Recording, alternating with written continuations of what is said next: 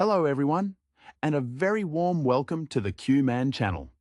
If you haven't already, please consider subscribing to the channel and giving this video a thumbs up. Today, we are going to be discussing the 2021 Mortal Kombat movie. The flickering lights of the Fight Club illuminate Cole Young, a washed-up MMA fighter whose career stalled out long before he could truly shine. Much like many aspiring athletes who find the spotlight fleeting. He's scraping by, a far cry from the legendary martial artists he idolizes, a feeling many artists experience when their ambition outpaces their current reality. His life takes a sharp, unexpected turn when he's marked by a strange dragon-shaped scar. A brand that signals his destiny is intertwined with an ancient conflict.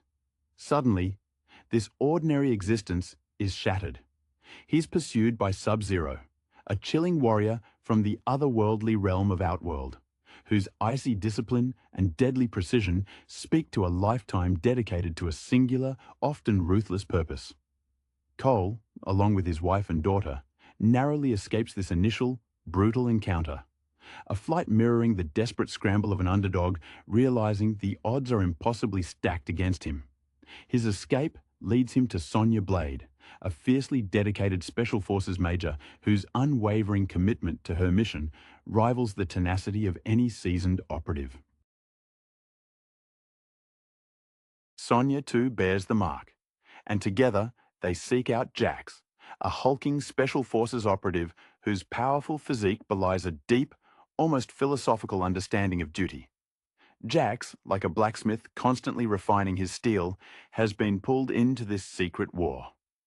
Their quest guides them to Lord Raiden, the Thunder God, a mentor whose enigmatic nature and immense power are reminiscent of the great, often inscrutable masters found in classical epic narratives. Raiden directs them toward the Secret Temple, the training ground for Earthrealm's champions, a sanctuary where the true path to survival is forged.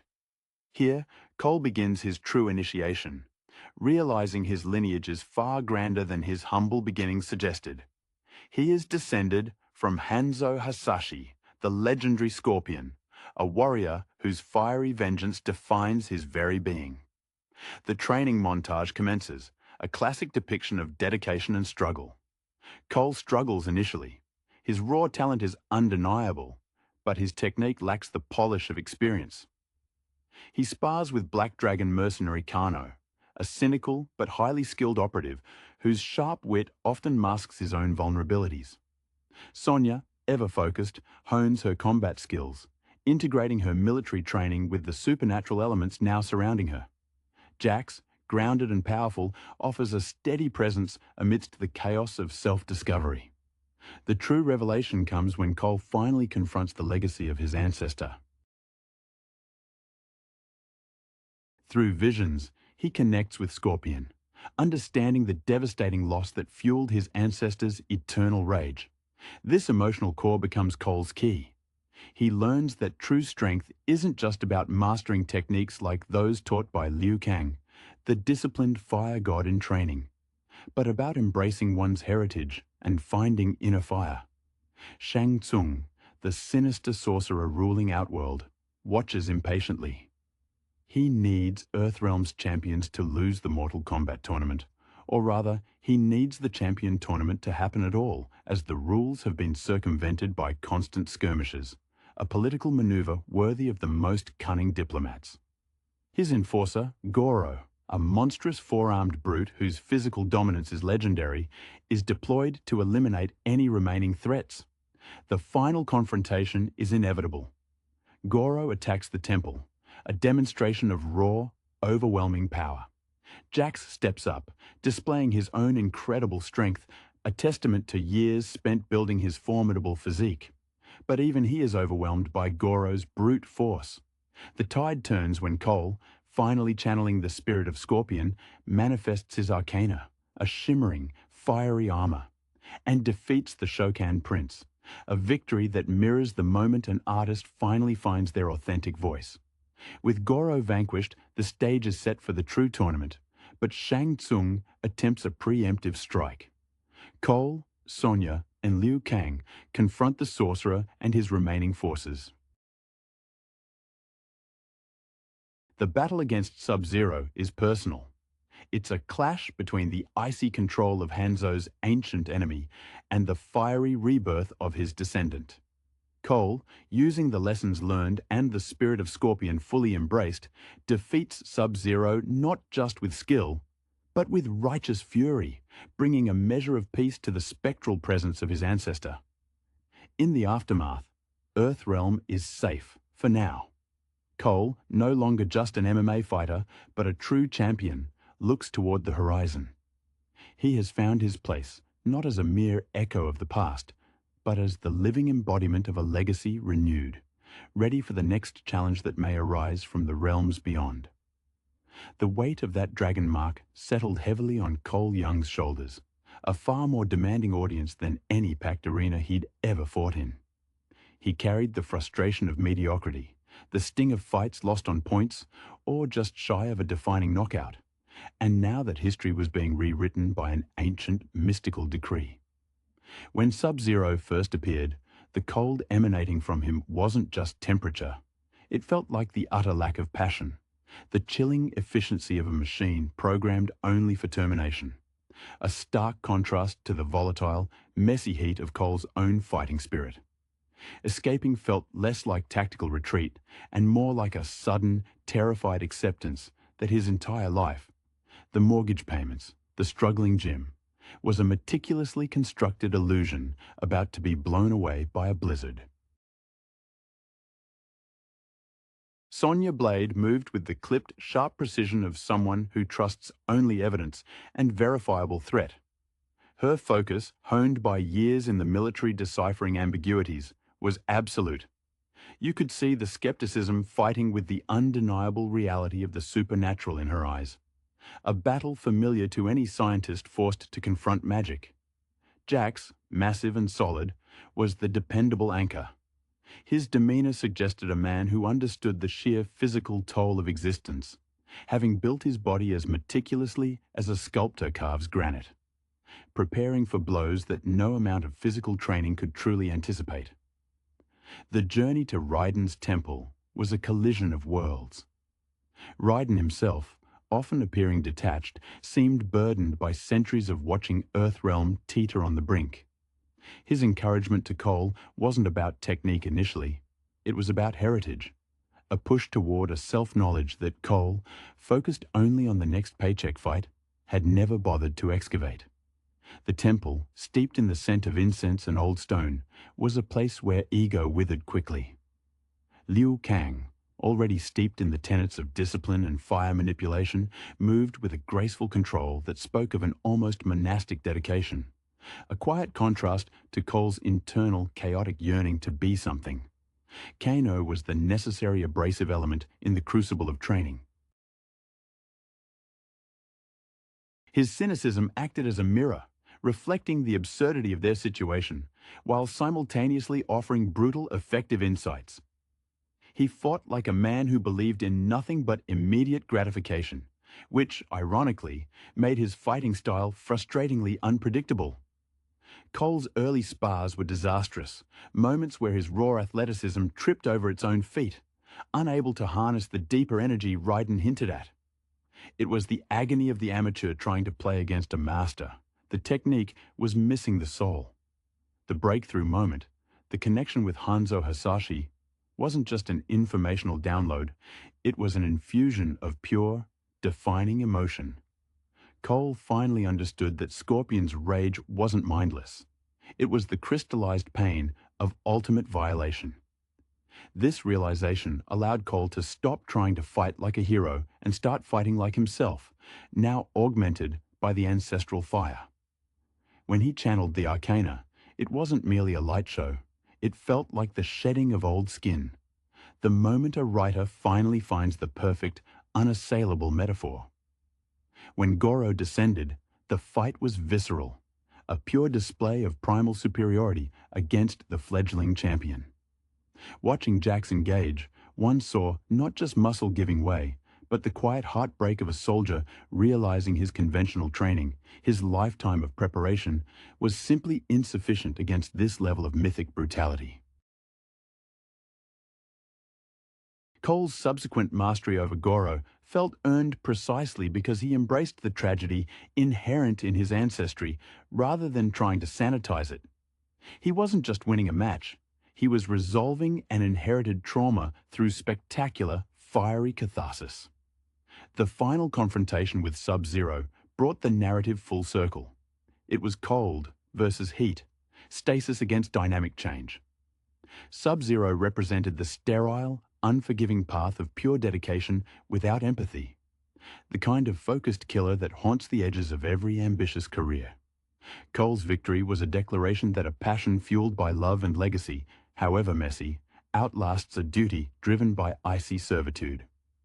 As the spectral energy of Scorpion found release, there was a profound sense of completion, not just for the battle, but for the lineage.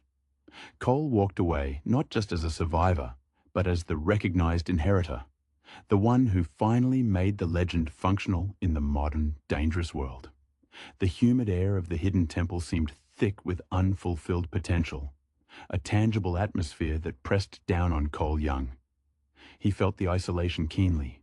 Here, surrounded by warriors whose mastery seemed effortless, his own failures, the dropped blocks, the mistimed parries, felt amplified under the unforgiving scrutiny of Raiden's ancient gaze.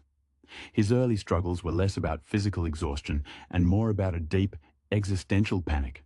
What if he was just ordinary? This internal doubt was a phantom opponent. He fought harder than any physical foe. A feeling that resonated with any creative who fears their best work is already behind them, or perhaps still years away. Sonya's reactions to the burgeoning supernatural powers around her were fascinating to observe. She approached the mysteries of the arcana like a complex encryption problem, attempting to find the underlying code rather than simply accepting the magic. Her reliance on rigid structure sometimes faltered when confronted with the fluidity of elemental combat, yet her sheer willpower, the refusal to yield a single inch of ground, acted as its own form of power. Jax, meanwhile, carried the quiet burden of the protector. His moments of brute force were always tempered by an underlying strategic mind. He moved like a seasoned general, applying overwhelming force only where absolutely necessary, often saving his most devastating blows for when his teammates were cornered, a true depiction of supportive loyalty. Liu Kang, already seemingly steeped in the calmness of perfected discipline, served as a constant, almost unattainable benchmark. His movements flowed like water given structure, reflecting years spent mastering forms until the practice became instinct, much like a seasoned composer who no longer needs sheet music for their most complex symphonies. When Cole observed Liu Kang, he wasn't just seeing a good fighter. He was seeing the end point of absolute focus, the state Cole feared he might never reach amidst the distractions of his former life. Kano, the necessary antagonist within their ranks, provided moments of dark, necessary humor. His constant complaints about the lack of decent betting opportunities or the unsuitability of the temple's amenities were a grounding force, a reminder that, even in the face of cosmic war, base human nature persists. His fighting style, utterly devoid of honor and reliant on dirty tricks, was a reflection of his philosophy: win by any means necessary, a philosophy Cole had to actively reject to unlock his heritage. The true emotional crux of Cole's journey was realizing that Scorpion's rage was not a curse to be managed, but a fuel source to be directed. When Cole finally tapped into the fire, the heat that enveloped him felt like an exorcism of every moment of self-doubt he'd ever held. It wasn't about copying Hanzo. It was about accepting the devastating pain of a warrior betrayed and channeling that focus into protection for his own present. This transformation was visibly jarring. The uncertainty evaporated from his stance, replaced by the predatory stillness of a true predator ready to strike. The battle against Goro was less a duel and more a violent natural disaster confined within the training grounds. Goro embodied brute, unthinking dominance, the pinnacle of might making right. When Jax fell back, momentarily broken, the silence that followed was deafening, broken only by the heavy thudding footsteps of the Shokan. Cole's emergence, clad in spectral flames, was the definitive answer to Goro's arrogance. It was the narrative proving that inherited spirit, when properly ignited, can overcome sheer, unearned physical dominance. The final showdown with Sub-Zero was a study in contrast under pressure. Sub-Zero's attacks were calculated to freeze the blood, to stop the heart through absolute zero application of force. For Cole, it was a test of emotional fluency against emotional paralysis. He couldn't afford to freeze, not mentally, not physically. When he unleashed the full, vengeful power inherited from his ancestor, it wasn't just a display of strength, it was the final act of spiritual reconciliation. The vanquishing of Sub-Zero felt like the closing of an ancient wound, allowing the spectral echo of Scorpion to finally settle, no longer bound by vengeance, but recognized by his descendants' victory. The silence after the ice shattered was profound, signaling not an end to conflict in the realms, but the definitive beginning of Cole Young's role as Earthrealm's shield. The dust settled slowly in the ruined courtyard, clinging to the scorched earth where Sub-Zero had met his icy end.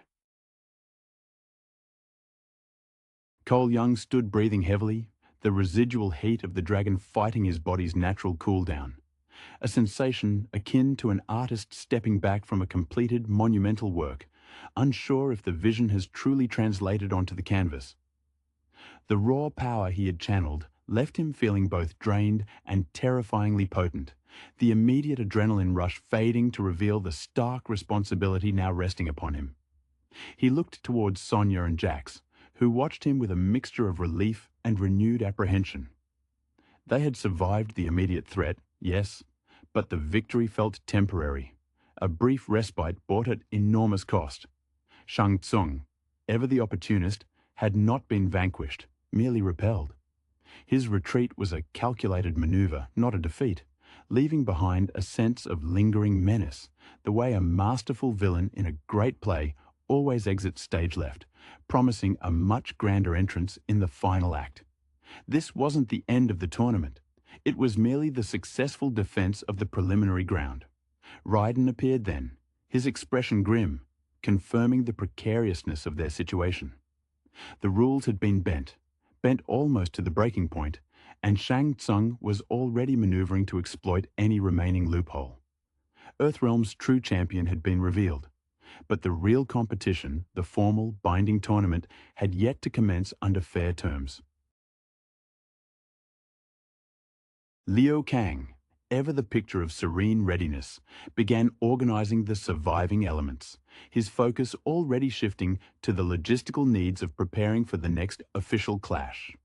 He represented the steadfast belief in process and tradition, a necessary counterpoint to Cole's chaotic, inherited power.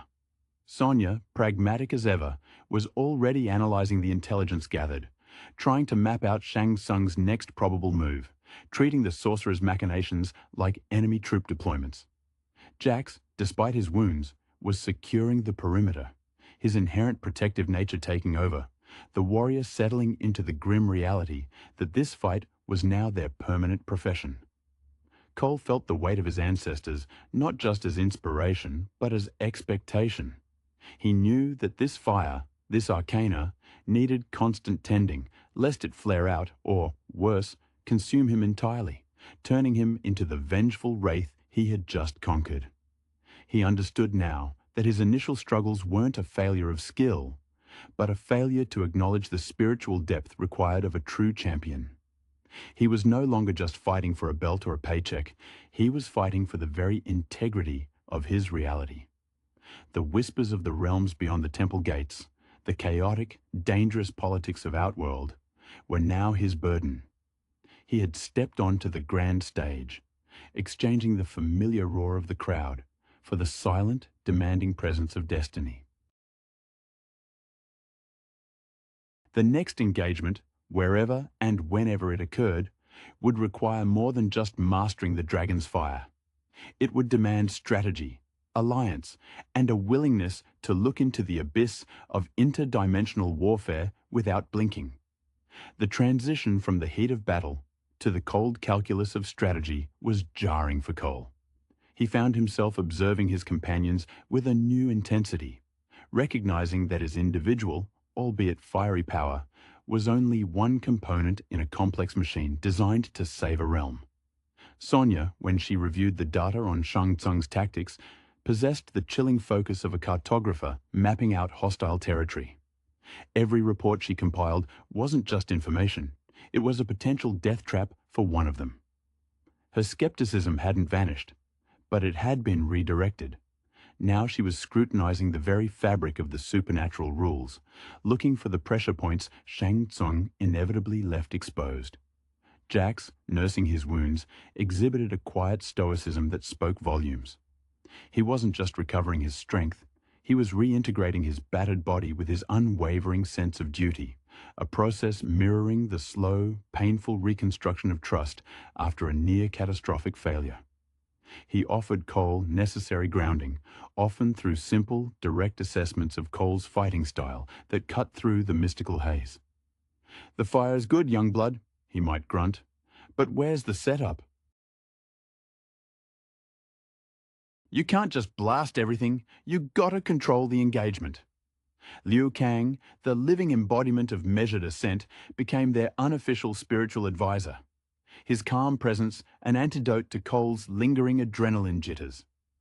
He seemed less concerned with Shang Tsung's immediate maneuvers and more focused on the long-term spiritual discipline required to maintain the arcana. His dialogue was sparse but weighty, often referencing the balance between the realms, a philosophy deeply rooted in ancient Eastern thought, contrasting sharply with Cole's instinct-driven American tenacity. Kano, predictably, began to chafe under the sudden need for secrecy and unity. His cynicism metastasized into outright obstructionism. He viewed the coming formal tournament as just another rigged game, complaining loudly about the lack of reliable exit strategies or quality extraction points. He was the necessary rogue element, the unpredictable variable that forced the team to be adaptable, much like a brilliant but unreliable key player in a high-stakes creative venture whose ego constantly threatens to derail the project. Cole understood that his power was volatile. It was a borrowed inheritance, and if he didn't master the rules governing it, the spiritual contract with Hanzo's soul, he risked becoming merely another powerful monster under Shang Tsung's influence. He began to study the way the fire reacted to his intent, realizing that moments of true clarity, moments of unselfish commitment to protecting Sonya and Jax, fueled the flames far better than moments of anger or self-aggrandizement. This internal refinement was far harder than defeating Goro. It required sustained emotional honesty. Raiden's counsel grew more urgent. He hinted at the true stakes. Shang Tsung wasn't just trying to win the tournament, he was attempting to break the very covenant that kept Outworld's influence contained. The champions needed not just to fight, but to perform their duties flawlessly to reinforce the ethereal borders. The silence radiating from Raiden as he spoke of the potential for total conquest carried the chilling weight of millennia of failure, a burden that made Cole feel acutely young and unprepared, like a novice conductor facing a world-renowned orchestra for the first time. The preparations were frantic, the unspoken understanding being that Shang Tsung would not wait for the formal summons. The next encounter would be a trap sprung from the shadows, designed to break Earthrealm's nascent hope before it could fully ignite. The air in the secluded command center, whether underground or hidden within the temple's depths, felt perpetually strained, thick with the residue of recent violence and the anticipation of future betrayals. Cole, having experienced the raw power of his ancestry, now wrestled with the concept of spiritual stewardship. It wasn't enough to possess the fire. He had to become the vessel that could contain it without shattering.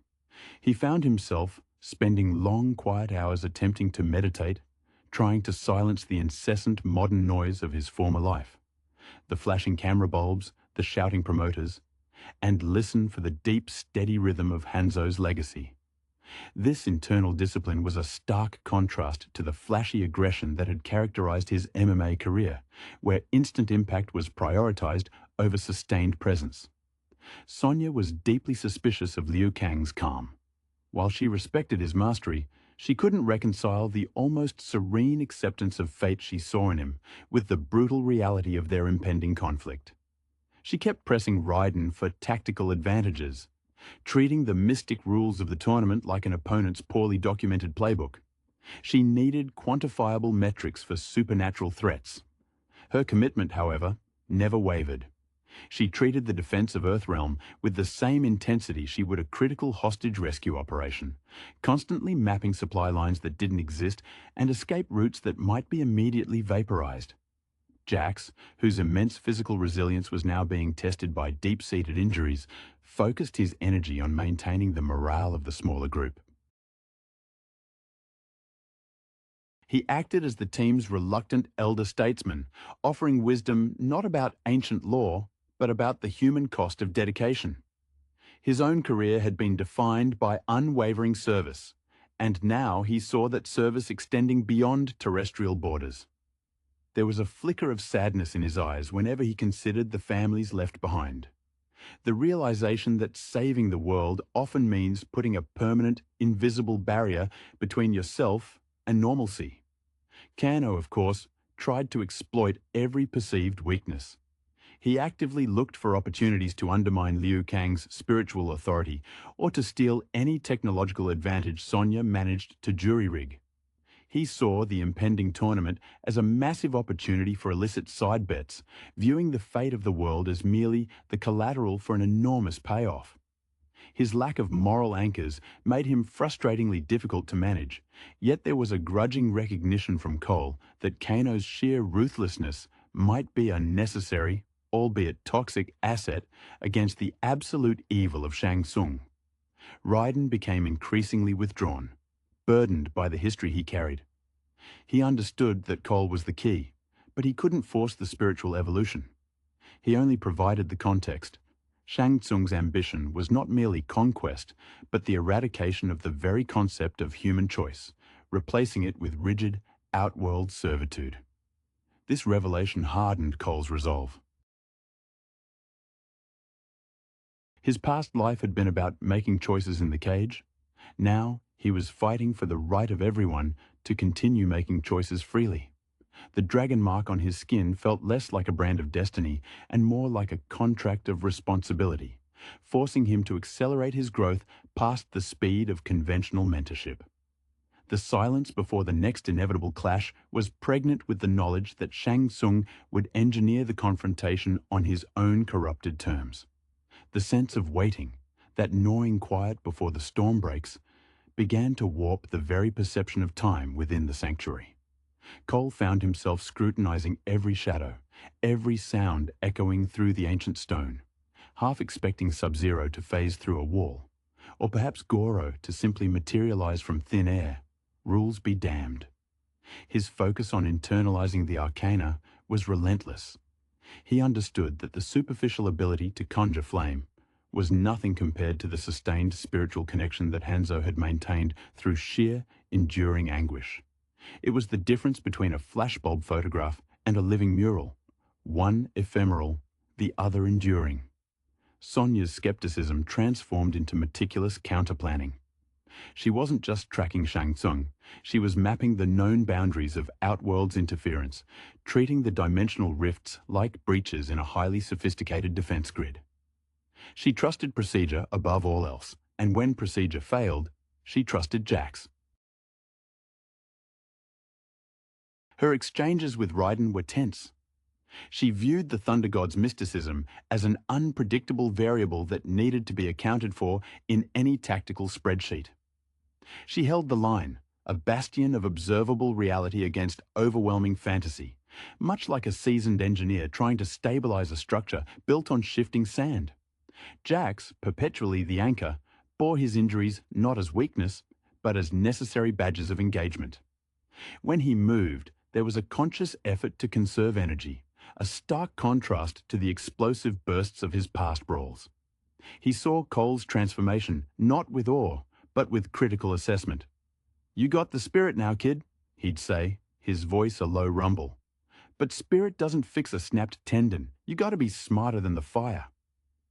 His mentorship was practical, focused on leverage, defense, and surviving the inevitable moments when the mystical armor fails or flickers. Kano, sensing the rising tension, became more overtly chaotic. He saw the impending official confrontation not as a battle for survival, but as an opportunity for maximum spectacle and personal profit. He'd make veiled threats about selling key information about the temple's defenses, not because he necessarily intended to betray them, but because the very act of holding leverage over the heroes gave him a twisted sense of control. He was the ultimate unreliable narrator, whose input was often necessary because his knowledge of the criminal underworld gave them insights into Shang Tsung's black market dealings and political manipulations outside the formal tournament structure. Raiden, meanwhile, seemed to be aging visibly under the pressure of his guardianship. He spoke less about the specifics of the fight and more about the fragility of the Covenant.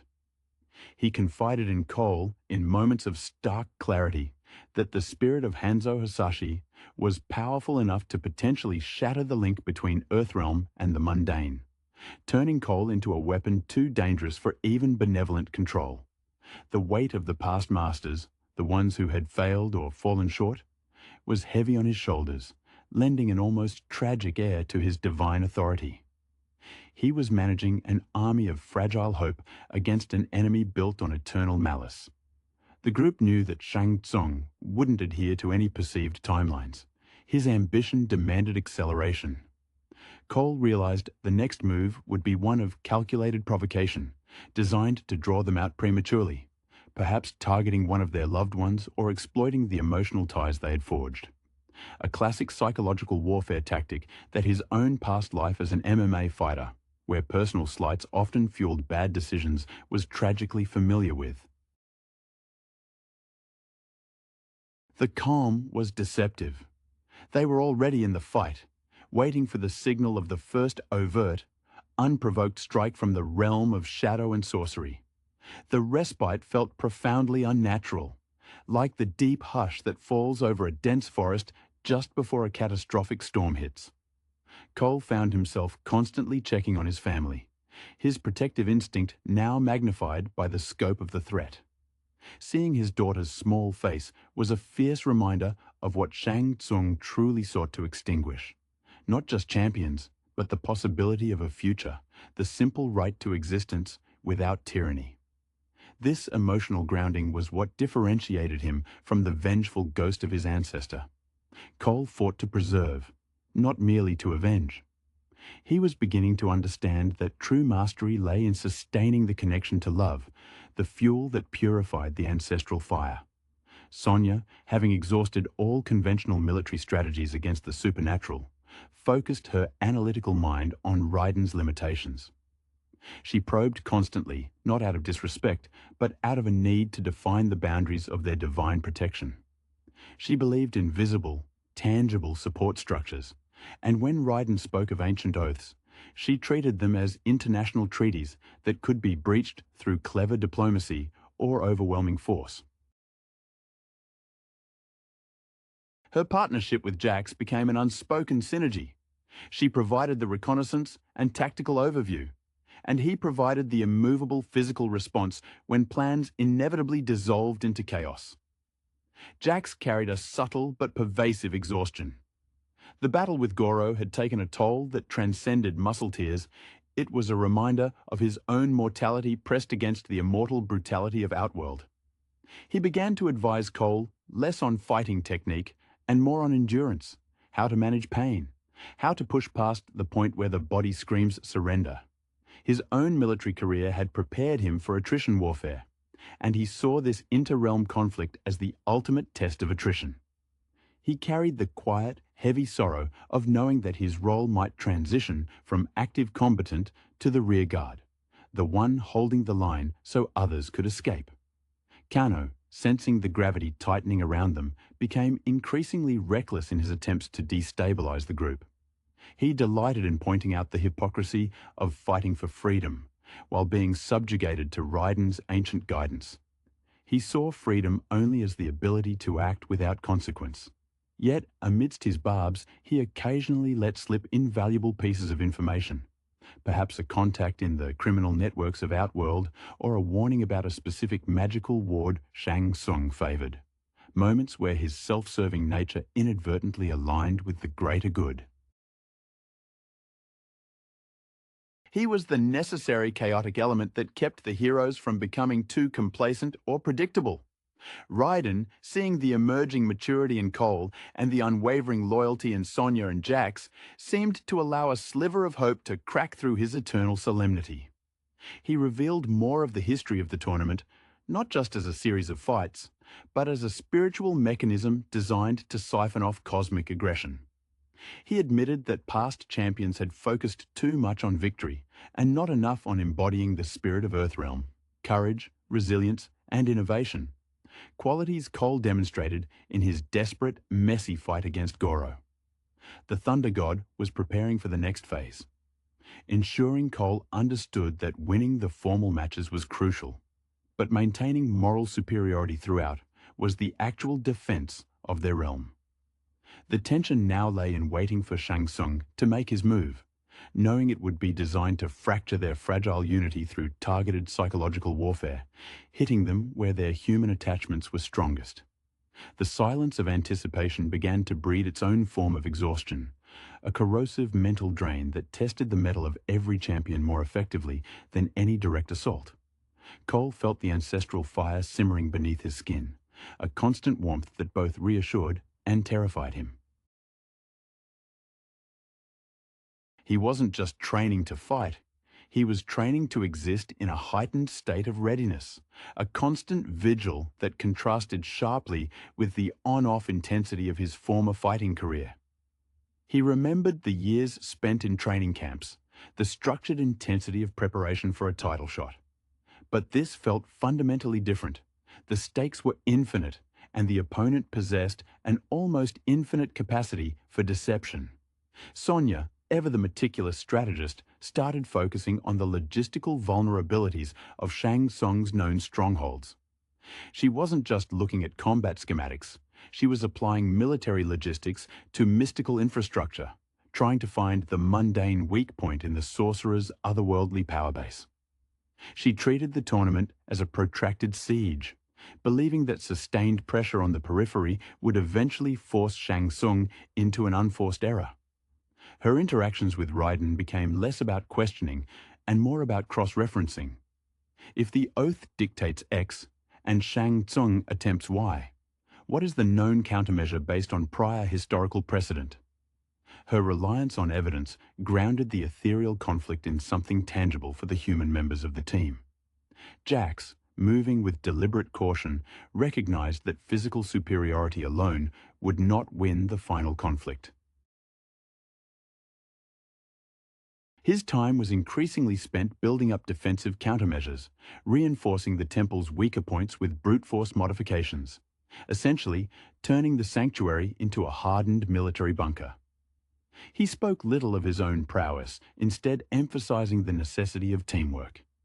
He had seen firsthand what happens when raw power, like Goro's, meets focused spirit, and he understood that Cole needed reliable human backup when the supernatural faltered. His stoicism was a quiet assurance to Cole. No matter how far Cole ascended into ancestral power, there would always be solid ground to fall back upon. Kano, true to form, began to leverage the looming tournament for maximum disruption. He spread carefully curated disinformation among his underworld contacts, feeding Shang Tsung's network carefully constructed half-truths, hoping to sow confusion within the enemy ranks. This chaotic contribution was double-edged. While it sometimes threw the enemy off balance, it also carried the inherent risk of leading an enraged Shang Tsung directly to their current location. He operated on the principle that if everyone was confused, he was the only one truly in control of his own immediate destiny. He viewed loyalty as a temporary currency, always maximizing its short-term value. Raiden, sensing the need for a decisive narrative shift, orchestrated a final, crucial briefing. He explained that Shang Tsung's true objective, beyond merely winning the matches, was to corrupt the winner, to possess the champion and use their arcana to completely destabilize Earthrealm's spiritual foundations. This meant that Cole couldn't just win. He had to win cleanly, without succumbing to the darker temptations of the ancestral rage he now commanded. The stakes were no longer about a single battle, but about preventing a spiritual conquest. The Thunder God placed an immense weight on Cole's shoulders, suggesting that his unique lineage, a bridge between two worlds, made him both the greatest asset and the most critical vulnerability. The time for quiet preparation was over. The hostile overture from Shang Tsung was imminent, designed to be the first brutal move in the official games. The air inside the temple, despite the protective wards, felt thin, charged with unspoken anxiety. Cole Young no longer felt like an ordinary fighter. He felt like an antique artifact under glass, perpetually on display for cosmic scrutiny. The weight of Hanzo's spirit was a constant, low hum in his bones, a reminder that every victory was a step closer to either true heroism or utter spiritual self-destruction. He understood that Shang Tsung's strategy wasn't brute force, but corrosion, the slow, insidious rot of hope and unity. Sonya Blade turned her attention from mapping logistics to the architecture of the spiritual wards themselves. She treated the barriers like complex security systems, searching for the undocumented backdoors or the overloaded junction boxes. Her interactions with Raiden were now less confrontational and more collaborative, a reluctant admission that not all truths could be quantified in standard military units. She saw the potential for heroism in Cole, but her military training demanded a fallback plan for when the mystical inevitably failed. Her resolve was the sharp, clean edge of a well-honed blade against the murky darkness threatening them. Jax, the powerful embodiment of steadfast duty, became the physical manifestation of their commitment. He understood that his role might soon shift entirely from offense to desperate defense. Watching him move was like observing an industrial machine working at peak efficiency, every gesture purposeful. He took it upon himself to ensure Cole's physical sustainability, forcing rest, monitoring hydration, understanding that a fighter powered by ancestral fire still needed earthly fuel. There was a paternal concern in his guidance, the veteran ensuring the rookie was ready for the long haul, not just the initial sprint. Kano, predictably, found the heightening tension to be the perfect environment for his brand of manipulation. He started feeding deliberately ambiguous information into the system, enjoying the confusion it caused, particularly between Sonya's structured approach and Raiden's intuitive pronouncements. He saw the impending tournament as the ultimate show, and his performance was geared towards ensuring he had a front-row seat, regardless of which side won. He represented the inherent risk in relying on flawed instruments, high utility, catastrophic liability. Raiden's demeanor shifted from weary guardian to grim prophet. He imparted the final, crucial piece of context. Shang Tsung desired not just the destruction of Earthrealm's defenders, but the conversion of their most potent spiritual energies to fuel his own ascension beyond mortal comprehension. This meant Cole's fight against the sorcerer would be a battle of wills, a contest over whose fundamental spiritual energy would dominate. Raiden confirmed that the lineage Cole carried was unique, capable of generating a spiritual resonance strong enough to permanently sever Shang Tsung's connection to some of his darker powers, provided Cole could maintain perfect focus. The challenge was monumental, to fight with ancestral fury without letting the fury dictate the terms of engagement. The first sign of the enemy's hand was not an attack on the temple, but a targeted strike against one of their fragile external lifelines. A subtle, perhaps illusory attempt to draw them out of their secure position. It was a bait, designed to force Cole to use his full, untempered power prematurely, confirming to Shang Tsung that the dragon spirit was fully active and ripe for corruption.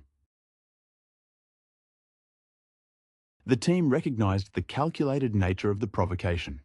The next move would be a psychological siege, testing the very human bonds that gave Cole's power its righteous focus. the relative quiet was over. The true opening salvo of the Mortal Kombat tournament had just been fired outside the walls of their sanctuary.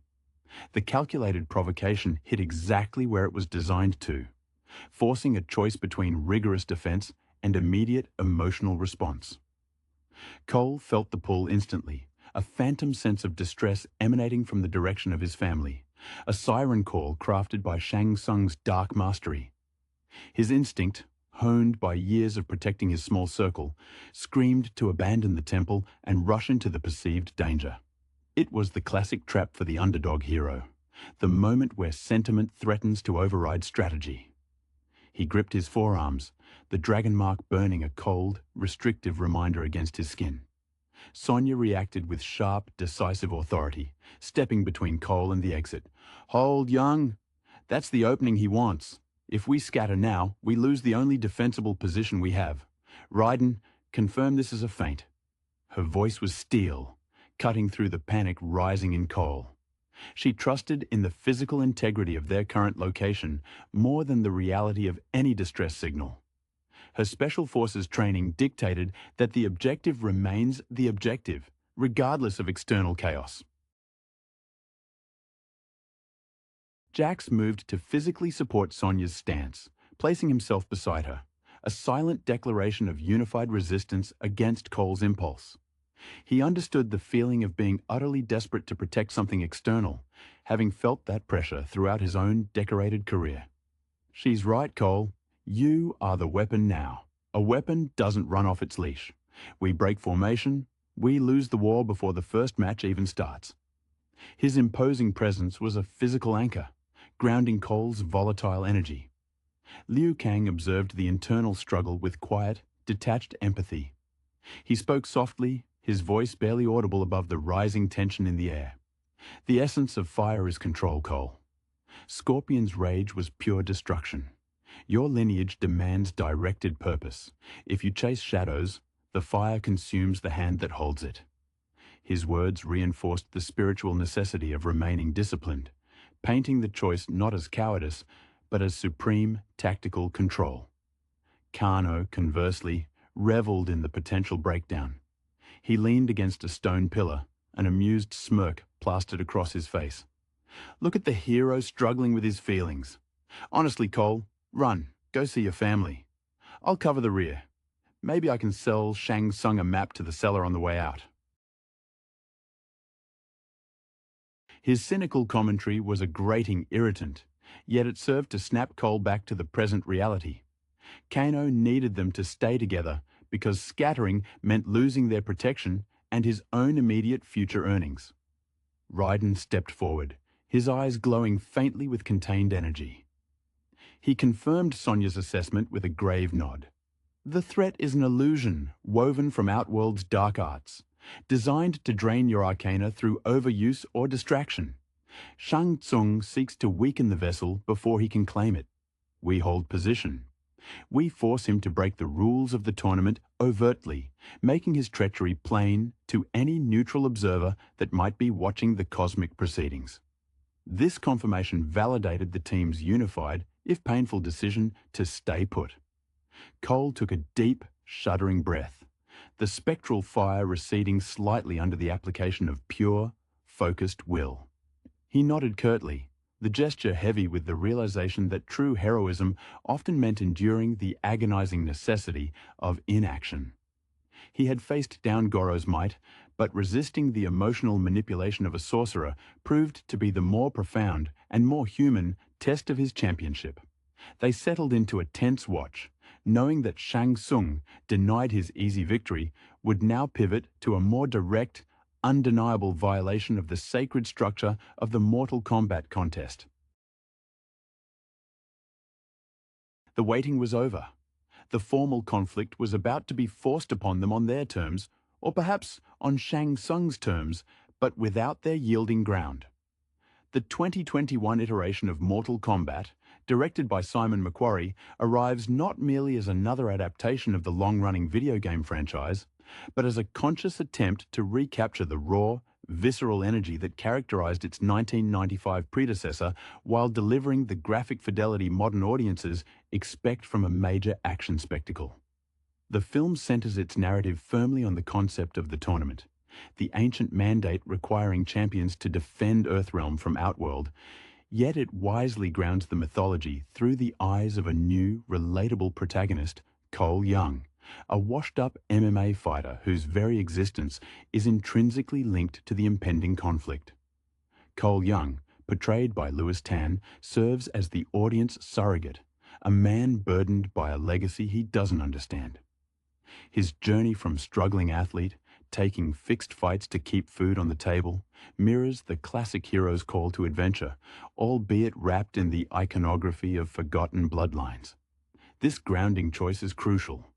Unlike Liu Kang or Sonya Blade, whose expertise is immediately apparent, Cole's progression from novice to fighter provides necessary dramatic pacing.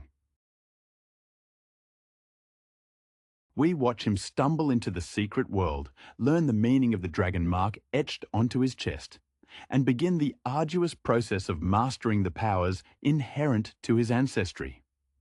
The film excels in its ensemble casting, particularly in how it integrates established characters. Hiroyuki Sanada's portrayal of Hanzo Hasashi, Scorpion, is perhaps the emotional anchor of the entire feature. Sanada, whose distinguished career includes roles in period dramas and intense action films like The Last Samurai and Sunshine, brings a gravitas to the vengeance-driven warrior.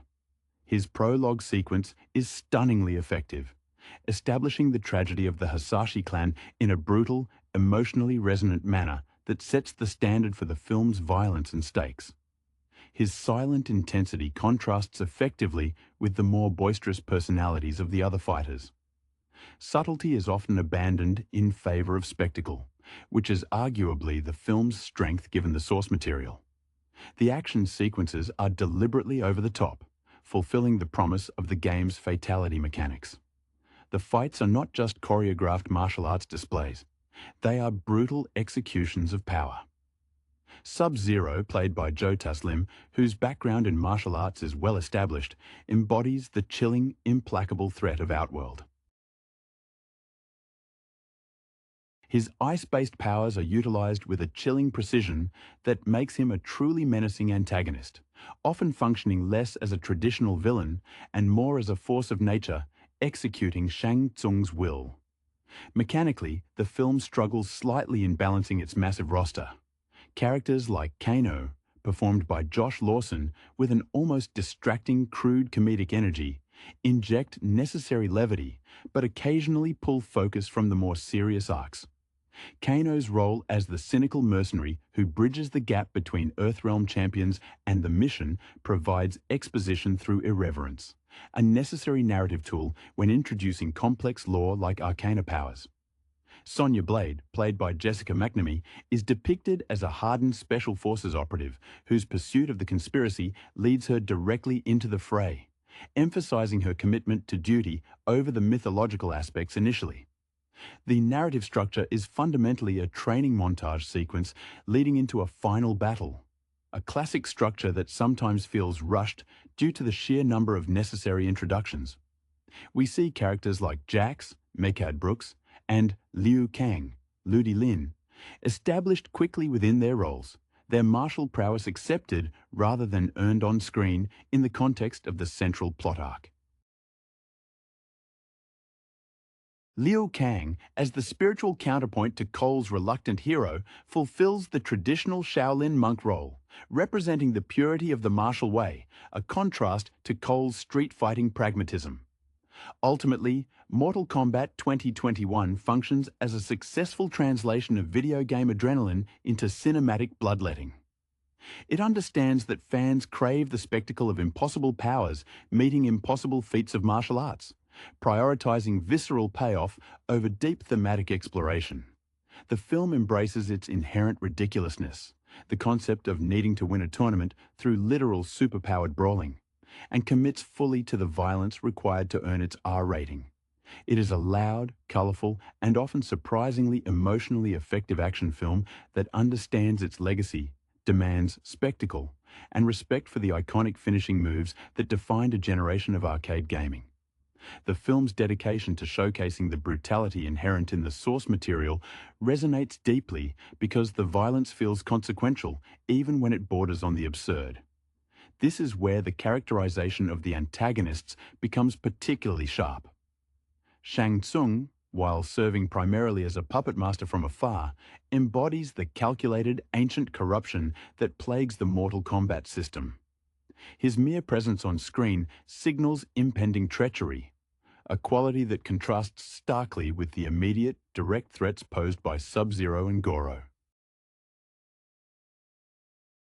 Goro himself, when finally revealed, is treated with the reverence due to a final boss, a towering physical manifestation of Outworld's overwhelming physical power, providing a necessary escalation from the more personal vendetta between Scorpion and Sub-Zero.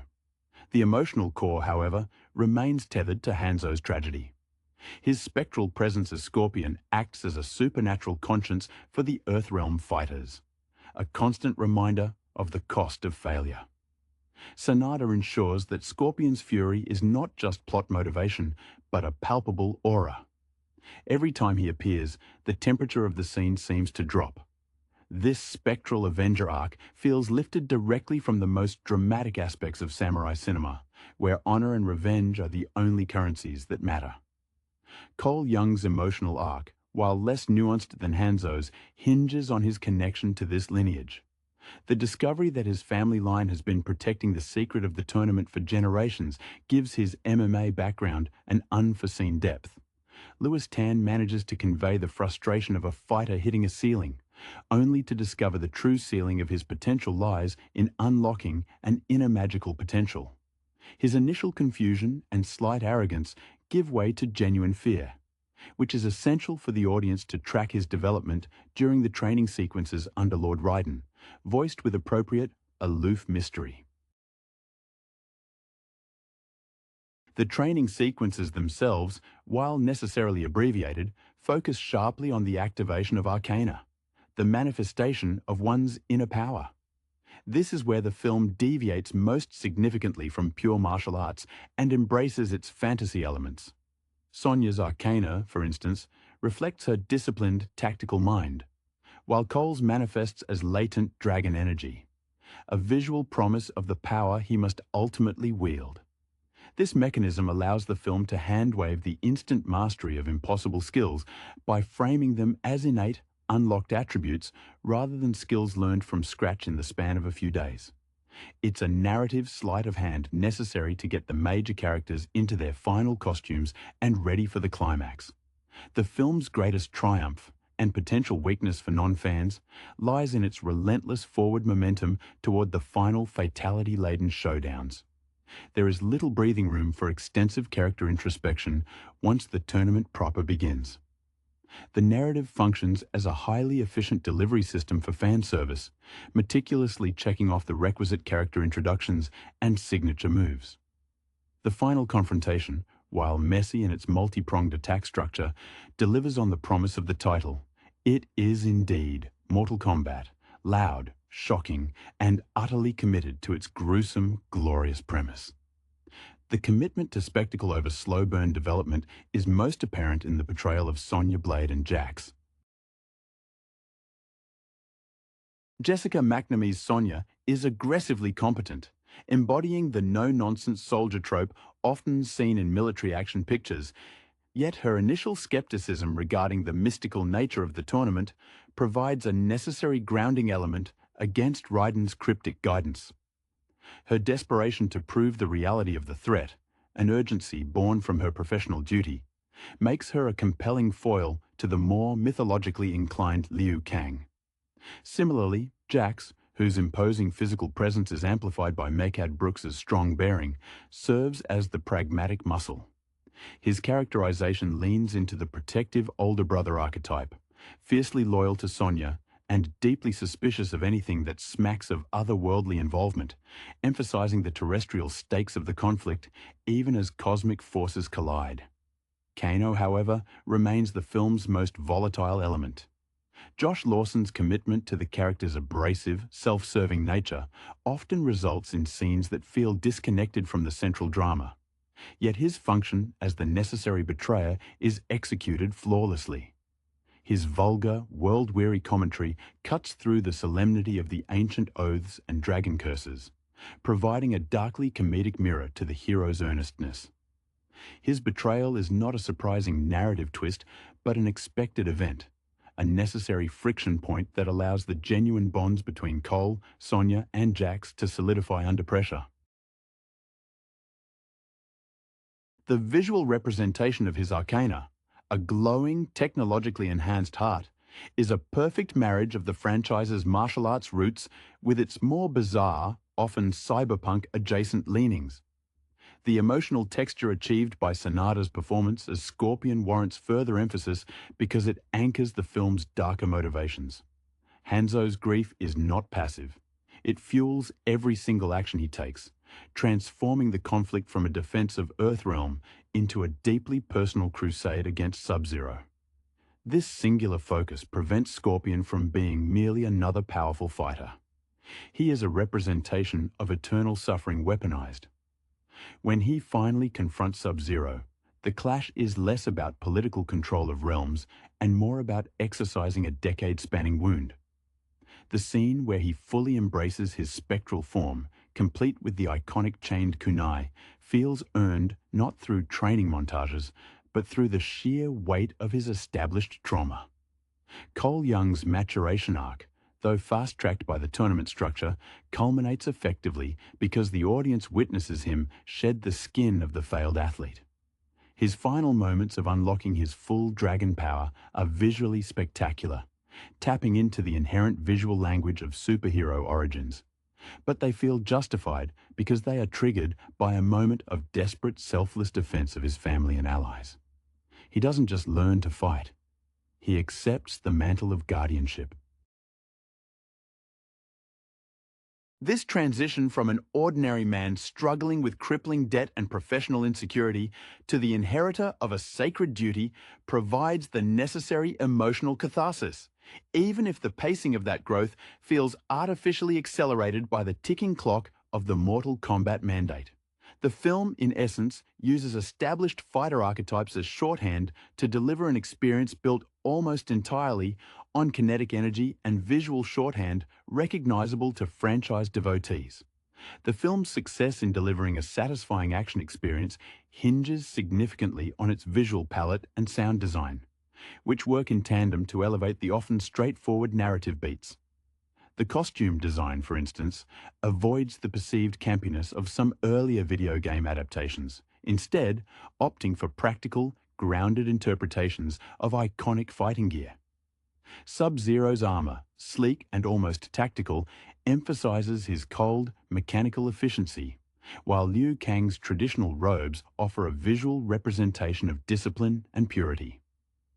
These costume choices immediately communicate character alignment and fighting style before a single punch is thrown, a crucial element in a film with such a vast ensemble needing immediate definition.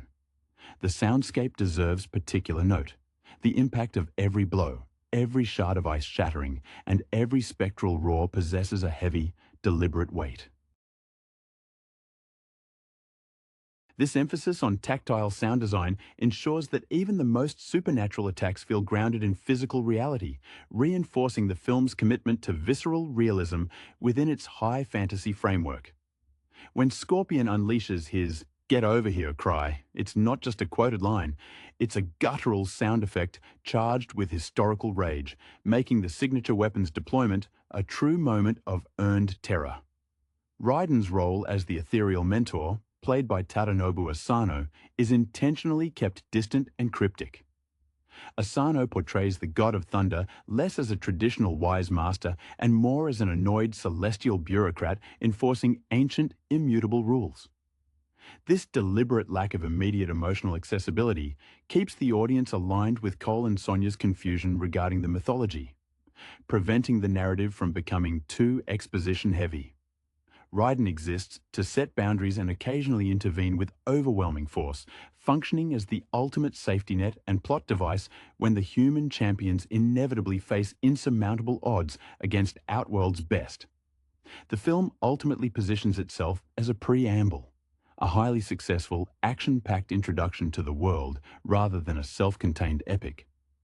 It establishes the players, defines the stakes, the survival of Earthrealm, and executes several landmark character moments, Scorpion's revenge, Cole's awakening, with impressive technical skill. Its primary thematic contribution is the affirmation that true power, the arcana, resides not in external training, but in fully embracing one's heritage and emotional truth, be it vengeance, duty, or self-acceptance. The ending, with the champions finally assembled and understanding their unified purpose, serves as a direct invitation to the next stage of the tournament, leaving the audience satisfied by the immediate violence but keenly aware that the grander conflict has only just begun. The choice to forego the formal structure of the tournament in the initial stages of the film, instead focusing on the brutal, personal conflicts that precede the official challenge, was a savvy narrative maneuver. By having Shang Tsung dispatch assassins to eliminate potential champions before the designated time, the film injects immediate, high-stakes action that bypasses the need for lengthy setup regarding the rules of the grand competition. This approach allows for character introductions through combat, an organic display of their established fighting styles and burgeoning supernatural abilities under extreme duress. Cole Young's very first major fight, a desperate struggle for survival against a mercenary seeking his dragon mark, immediately establishes the relentless, lethal nature of the Outworld threat, forcing him into a primal state of defense that mirrors the awakening of his own dormant power. This emphasis on proactive aggression over passive adherence to ritual is what distinguishes this adaptation. We see Sonya Blade's team, under the pressure of imminent danger, actively tracking threats rather than waiting for a summons. This investigative energy, driven by Sonya's career commitment to uncovering hidden operations, provides a necessary, modern counterpoint to the ancient mysticism embodied by Raiden. The blending of special forces technology and espionage with the supernatural lore prevents the film from dissolving entirely into fantasy. There is a constant friction between the recognizable world of covert military operations and the unbelievable reality of magic and specters. Furthermore, the dynamic between the champions during their assembly phase is skillfully utilized to build reluctant camaraderie. The initial distrust, particularly Kano's blatant contempt for the seriousness of the mission and the spiritual discipline of Liu Kang, creates natural dialogue friction. Liu Kang, representing the purity of the Shaolin path, embodies the disciplined restraint that Cole, as the MMA fighter, initially lacks. His quiet confidence and mastery of true elemental techniques serve as the aspirational goal for Cole, who must learn to channel his aggression productively. This internal conflict among the Earthrealm defenders mirrors the external fight against Outworld, suggesting that unity is as hard-won as any battle against a supernatural foe. The moments where they finally begin to trust each other, often spurred by witnessing each other's capacity for both skill and self-sacrifice, provide the small emotional rewards that punctuate the frequent onslaughts of violence. The successful fusion of disparate elements, ancient lore, modern special forces tactics, and hyper-stylized martial arts, is what ultimately defines this Mortal Kombat. The film embraces its inherent maximalism, treating every character introduction as an opportunity for a visually distinct power demonstration. This is especially evident in the handling of the Earthrealm champions' training when they finally arrive at Raiden's hidden temple. The temple itself functions as a character, a place where reality bends to accommodate the sheer force of will required to channel arcana. It's a stark, almost monastic environment that strips away the worldly concerns of Cole Young, forcing him to confront the spiritual weight of his lineage rather than just the physical demands of fighting. The film wisely utilizes the visual language of video game power-ups during these training sequences. When Liu Kang focuses to unleash his fireballs, the visual effect is immediate and overwhelming, signifying mastery. When Cole struggles, the energy around him flickers and sputters, a clear visual shorthand for his imperfect connection to his ancestry. This visual storytelling circumvents lengthy exposition about arcane mechanics, relying instead on the audience's familiarity with cinematic tropes of unlocked potential. The contrast between the Earthrealm fighters and their Outworld counterparts is deliberately drawn along lines of motivation. Earthrealm fights out of duty, necessity, and sometimes reluctant obligation, whereas Outworld fights out of intrinsic cruelty and hunger for conquest. Shang Tsung's minions, like Melina, whose brief but impactful appearances highlight her grotesque biological enhancements, operate purely on sadism and programmed obedience. They lack the emotional core that drives the hero's best moments. This emotional asymmetry justifies the necessary imbalance of power in the final confrontations. The heroes must fight harder and smarter because they possess empathy, which ironically can be a tactical weakness until it is forged into an unyielding strength. Ultimately, the 2021 Mortal Kombat functions as a richly detailed, high-octane prologue. It delivers on the visceral promise of its franchise name. The fatalities are gruesome, the choreography is sharp, and the aesthetic is dark yet vibrant. It tells the story of Cole Young accepting his role, but more importantly, it showcases the world of the tournament in a way that feels definitively modern, weighty, and ready for escalation, successfully translating the feeling of slamming quarters into an arcade cabinet directly onto the big screen.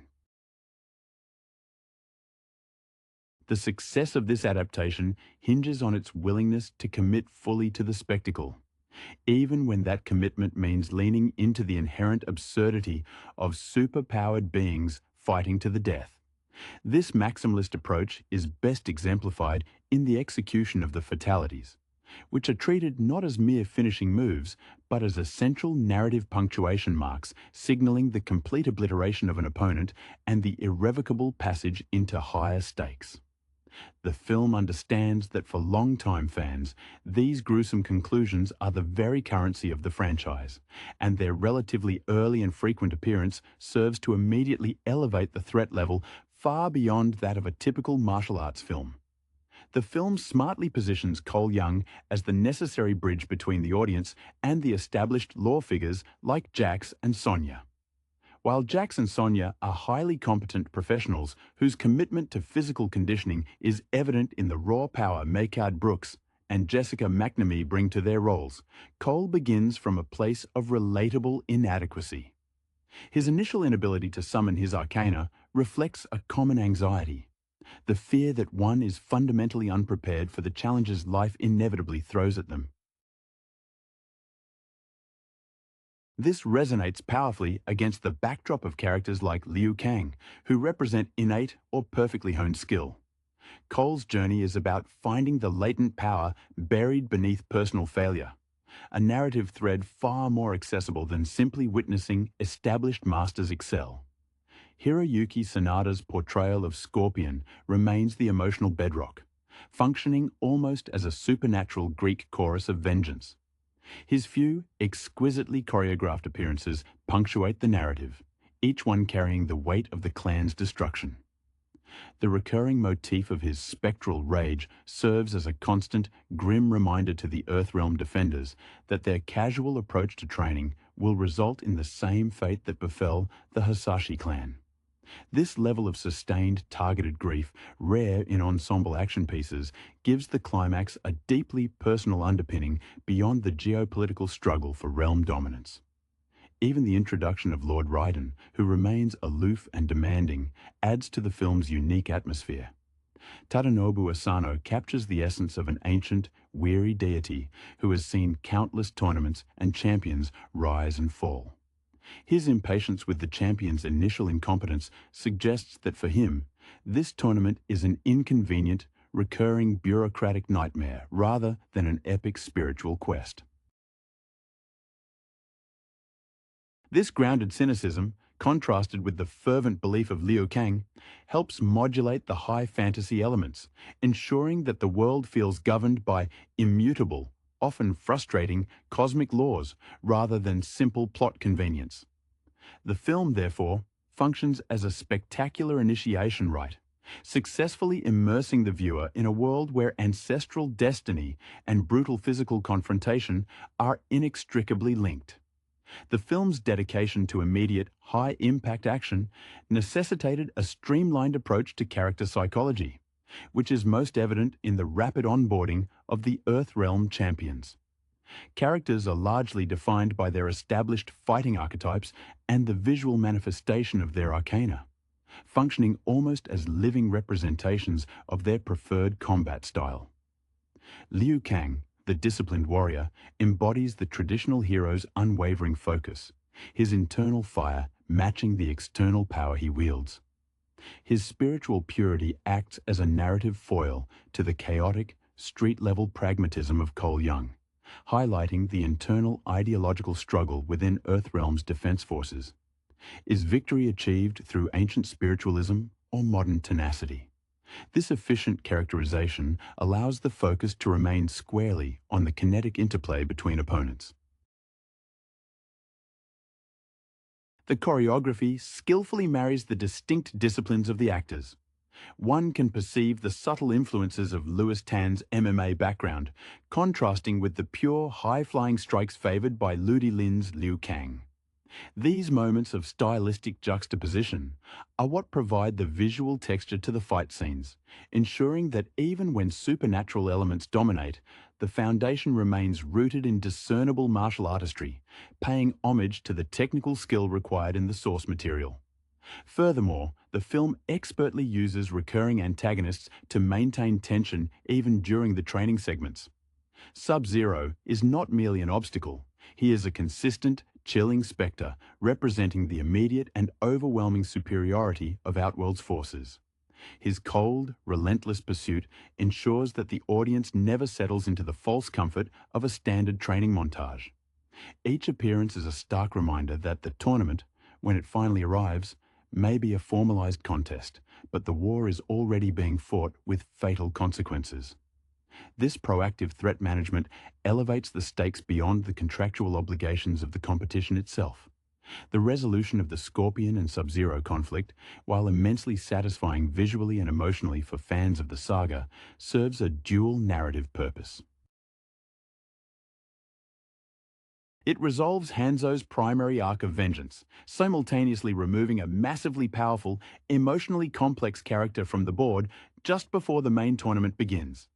This clears the stage, allowing the focus to pivot entirely to the emergent unity of Cole, Sonya, and Jax, and setting the stage for a more direct confrontation against Shang Tsung's remaining champions in a potential sequel.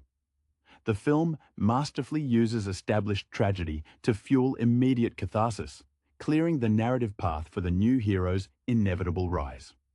The final act hinges on the culmination of Cole Young's inherited destiny, a moment steeped in high-stakes melodrama and visual pyrotechnics. His transition from reluctant participant to active guardian is cemented not just by mastering his dragon power, but by fully internalizing the weight of his family's centuries-long stewardship.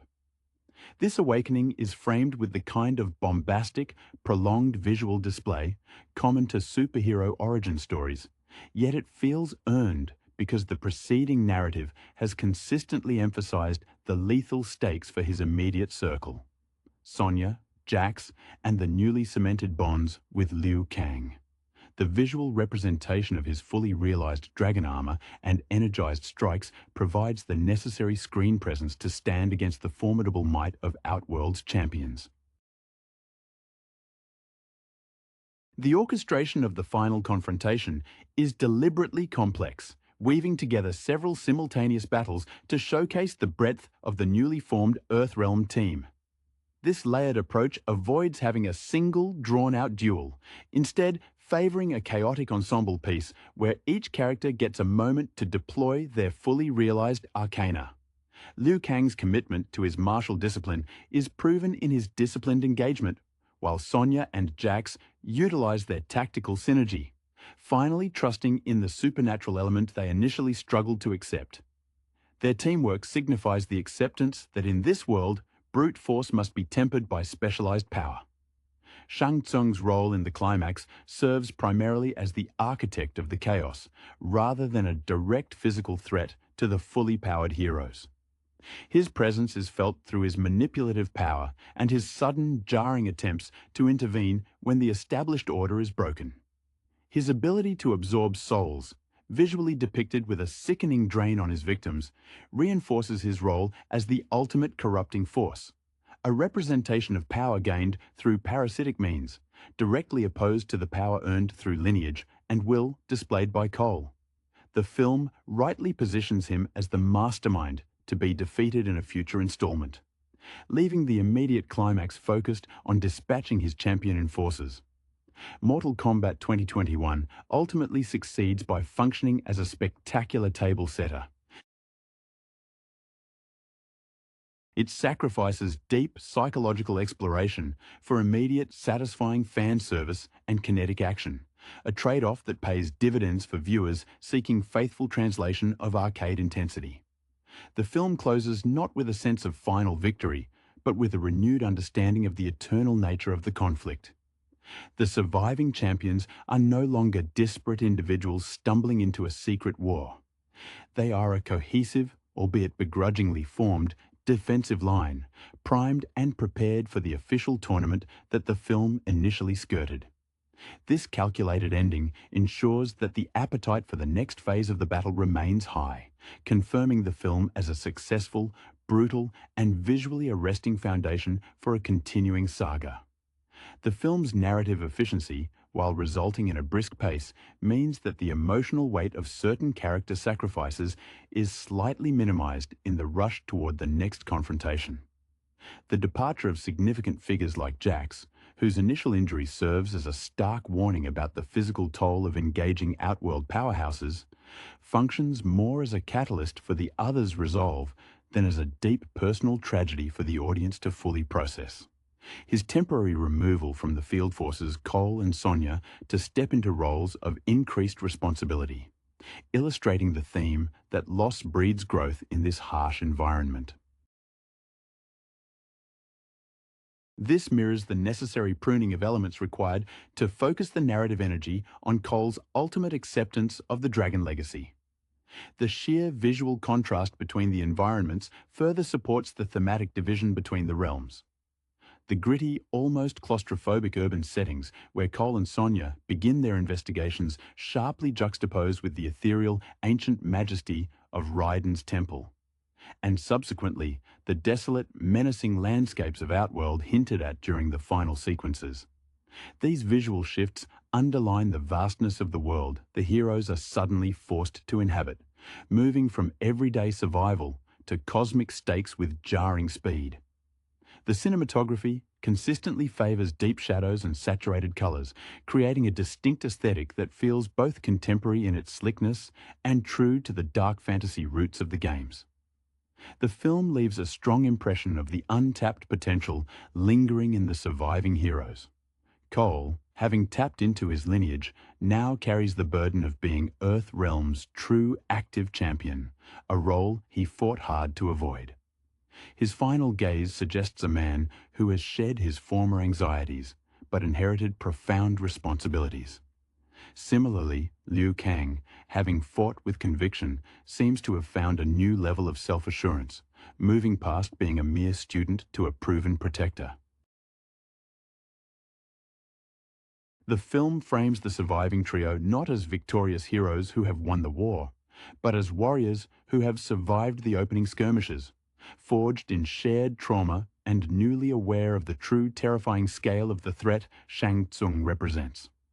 This open-ended conclusion is perhaps the film's most potent device, capitalizing on the established mythology to ensure that the audience leaves not just satisfied by the action delivered, but hungry for the tournament proper, the event that has been perpetually promised but ultimately postponed for this introductory spectacle. The recurring motif of the dragon mark itself serves as a brilliant piece of narrative shorthand, linking disparate characters and establishing an immediate, tangible mystery that drives Cole Young's initial arc. This tattoo is not merely cosmetic. It is an inherited sigil of guardianship, a physical manifestation of a secret society tasked with protecting Earthrealm. The film handles the discovery of its meaning with a satisfying progression.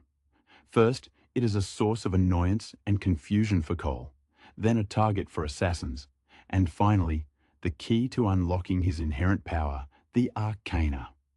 Lewis Tan portrays this arc effectively, moving from the defensive posture of an athlete protecting his pride to the focused intensity of a warrior accepting a sacred duty.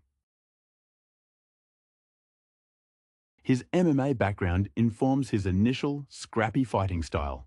It is reactive and grounded, until the dragon energy forces him into the more flamboyant, supernatural abilities required for the arena. This focus on inherited power contrasts sharply with the learned mercenary skills of Kano. Josh Lawson's performance provides essential world weariness, injecting a cynical reality check into the mystical proceedings. Kano exists outside the noble traditions binding Liu Kang and the ancient mandates weighing on Cole. His motivation is purely transactional, making his ultimate betrayal feel inevitable and dramatically necessary. He highlights the theme that not all inhabitants of Earthrealm are morally aligned with its defense. Some simply seek to profit from the chaos. His fate, while gruesome, serves as a final, brutal lesson in the price of betrayal within this secretive ecosystem. The film's visual execution of the supernatural powers deserves further emphasis, as it is the core promise made to the gaming audience. The way Sub-Zero manipulates Cold is not just flashy, it is oppressive. Joe Taslim embodies a chilling stillness, where his movements are minimal, yet devastatingly effective. When he uses his powers, the world around him visibly suffers from his presence, contrasting with the explosive, energetic manifestation of Earthrealm's powers. This aesthetic divergence, cold, calculated stagnation versus vibrant, fiery activation, visually reinforces the ideological clash between the realms. Control versus freedom, stagnation versus evolution. Ultimately, the 2021 Mortal Kombat operates as a highly successful pitch. It uses the established framework of the game's mythology, the tournament, the realms, the lineage, as scaffolding upon which to hang exceptionally well-executed, high-fidelity action sequences. It understands that the entry point for a modern adaptation must be visceral and immediate.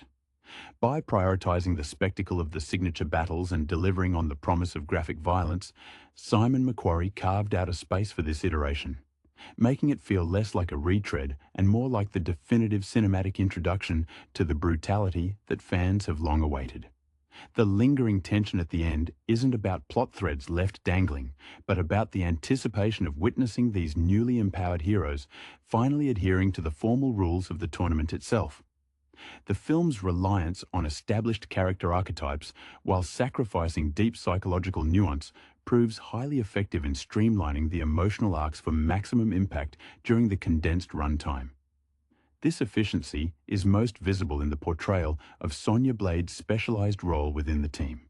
Jessica McNamee's Sonya is the embodiment of military rigor and intense, focused skepticism.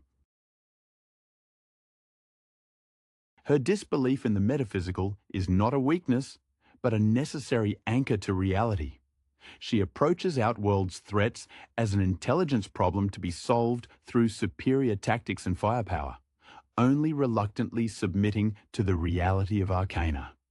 Her emotional journey centers on reconciling her methodical training with the undeniable evidence of magic, which manifests as a fiercely protective instinct for her team, particularly Jax, serving as a high-octane operational commander rather than a purely spiritual warrior. This tactical grounding provided by Sonya is crucial because it balances Liu Kang's almost sacred dedication. Liu Kang, embodying the disciplined purity of the Shaolin tradition, operates on a plane of unwavering spiritual certainty. His emotional state is one of focused commitment to the larger duty, often appearing detached precisely because his vision extends beyond the immediate, personal struggles of Cole Young. He represents the ideal the heroes should be aiming for: complete control and mastery over one's inner and outer self. His reserved demeanor ensures that when his elemental fire finally erupts in combat, it feels like a measured release of immense, controlled energy, contrasting sharply with the raw, explosive bursts of Cole's developing dragon power. The film cleverly uses the environmental shift during the training sequences to externalize this internal struggle.